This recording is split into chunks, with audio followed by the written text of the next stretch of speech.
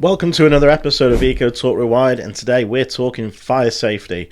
So, I don't know if you've seen in the media, it's been on a lot of social media platforms, is the fire that was on the supermarket chain down in Peterborough. Apparently this was the second fire this company's had in the last few months. So, it's not great. It's not great for the industry, it's not great for that particular company, but things have got to change. And I think some things are starting to emerge from that particular job and what went wrong, but there's still more to understand. So, what's happening in the industry at the moment? A brief overview. The solar industry has exploded over the last few years. An awful lot of new people come into the industry. And the thing is, when you're working with commercial properties, it's extremely different to working in domestics. So what we're finding is an awful lot of residential installers moving into commercial. They're saying, yes, I can do it. But it's very, very different to how you fit on domestic properties. There's a lot more things you need to think about, and this video is a little bit about that, but also about what's going to be coming next in this journey for solar and commercial properties. We all know energy prices have been up and down. They've gone to the highest they've ever been. You know, it's put a lot of businesses in financial stress, difficulty. So a lot of businesses have closed because of it.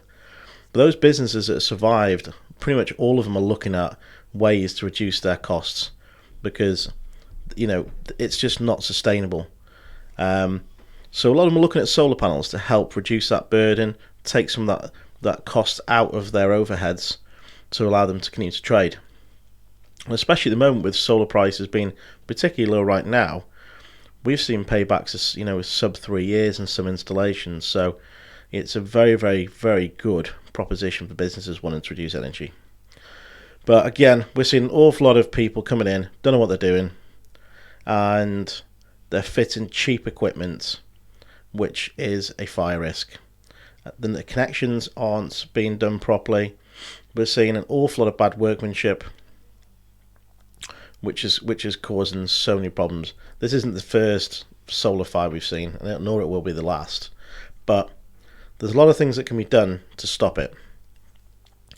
One of the things to stop solar fires or reduce the impact of these sorts of situations is by the choice of manufacturer that you're looking at. So we as a company only install solar edge in a commercial setting, and that's for safety reasons. The other type of system to look at is microinverters. Both of those are the safest type of solar systems.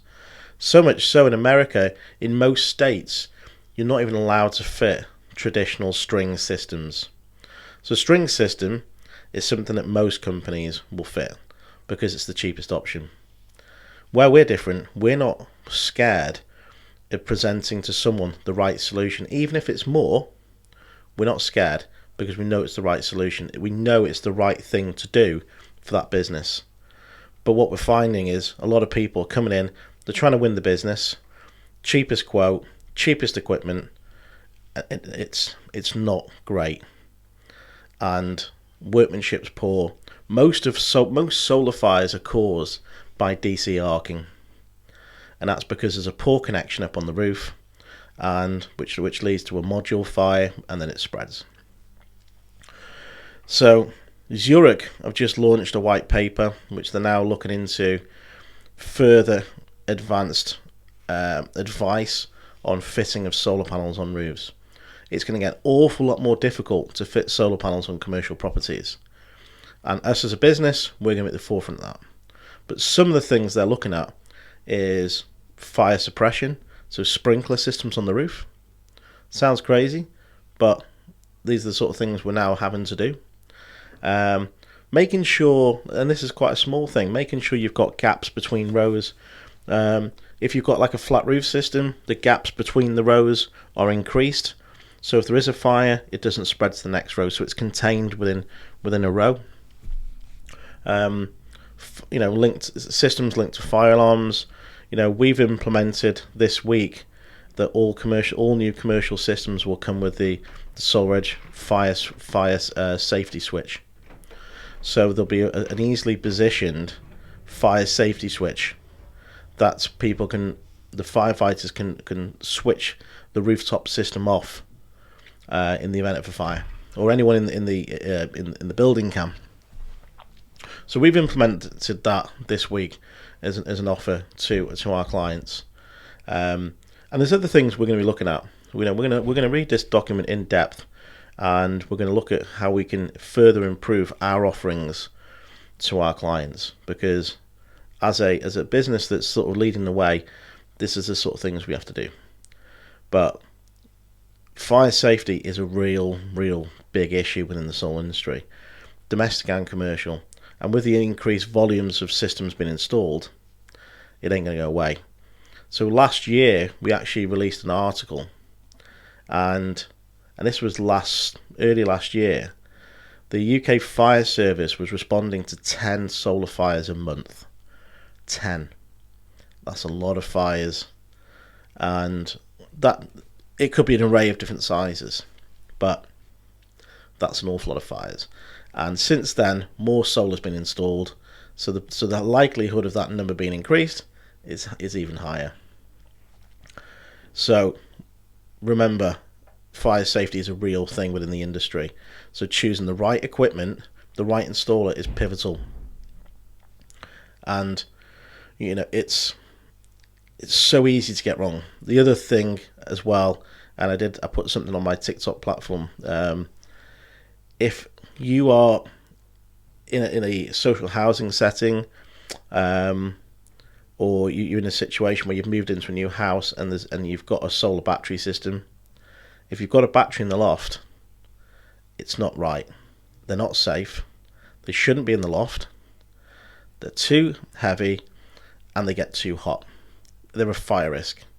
So if you find yourself in a house with a battery in the loft, you need to speak to whoever you bought the house from, or whoever's fitted it for you. You should not be fitting batteries. It's such bad practice to fit batteries in a loft. I was on a Facebook forum the other day, and they were talking about fitting batteries in the loft.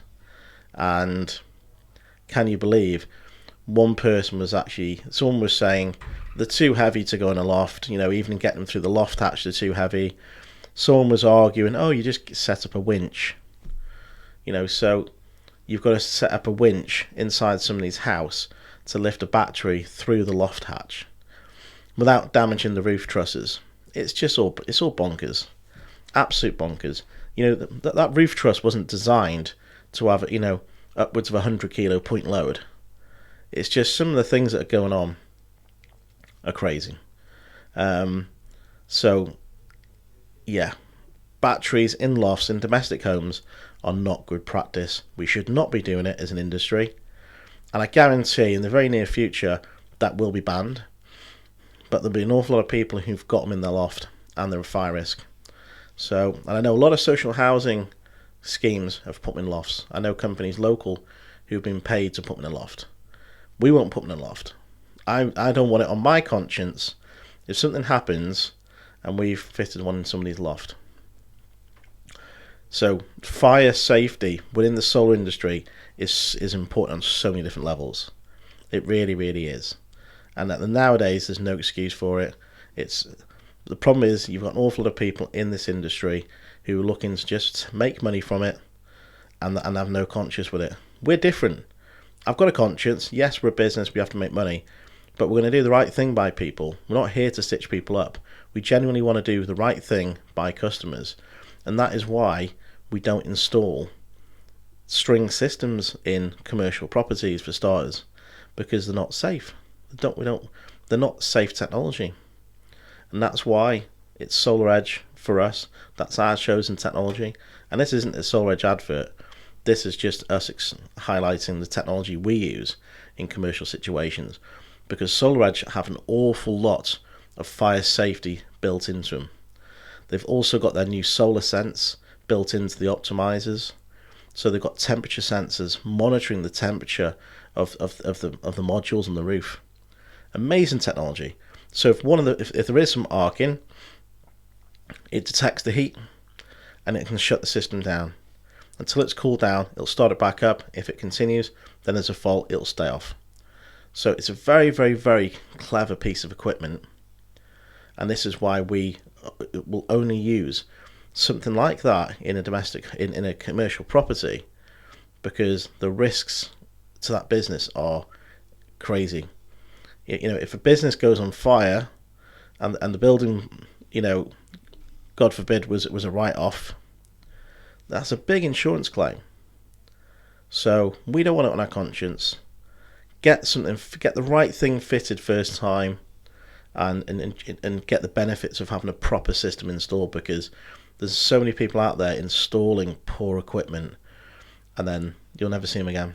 You might see them for a little bit, but you won't see them long term, because they're not here to stay long term.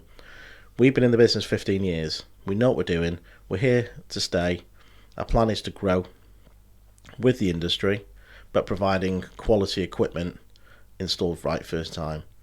And yeah, it's just, I've been banging on about fire safety. If you look at our Facebook pages, if you look at some of my stuff on LinkedIn, I post personally, we've been talking about fire safety for the last couple of years now.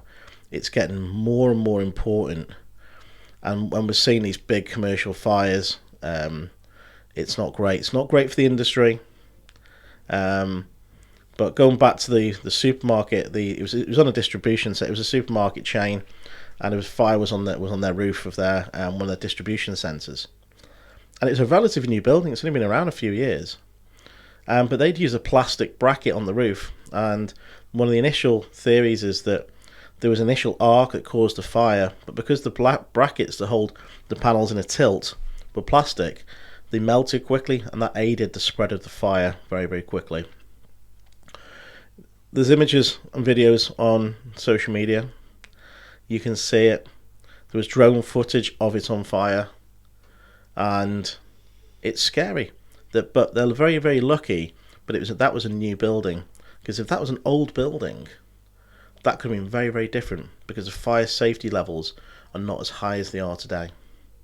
So if you're looking at commercial solar or solar in general, fire safety needs to be one of your key priorities in protecting your family or your business assets, because you can get it very, very wrong.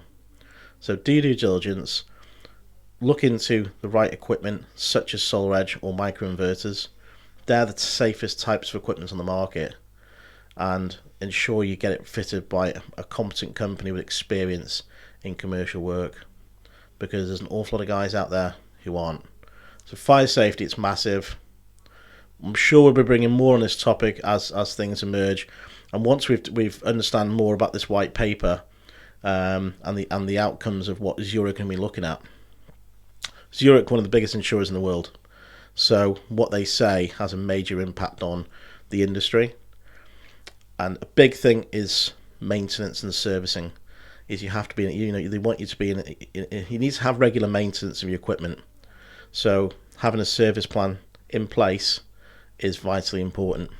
Making sure they're cleaned regularly to comply with the warranties of the manufacturers as well. There's an awful lot of things. It's not a fit and forget technology. It's often sold that way, but it's not.